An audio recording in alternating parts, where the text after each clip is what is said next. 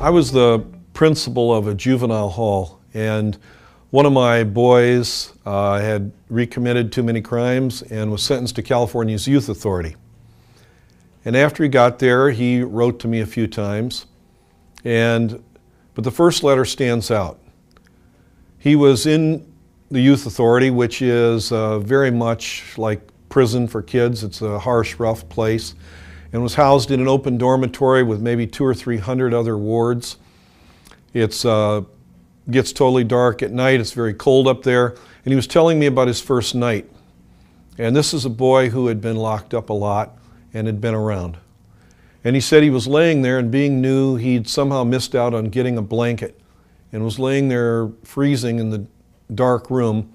And he hears a voice say, "Psst, would you like a blanket?" And he said, "Yeah." And so, coming through the air, and a blanket lands on his bunk.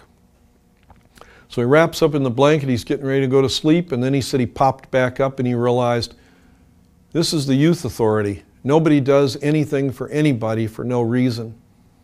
And he looked up and peered into the dark, and he saw where it had come from and saw this little 14-year-old boy laying on a bunk with no blanket, just staring straight up into the ceiling with a big smile on his face.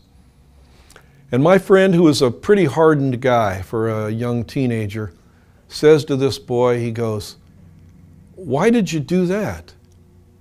Now you don't have one." And the boy looked at him and he said, "Oh, you don't understand." He said, "I've been a Christian for almost 2 weeks now. This is what we're supposed to do." This one genuine act of Christian love changed my boy's life, whereas years of people talking at him had not.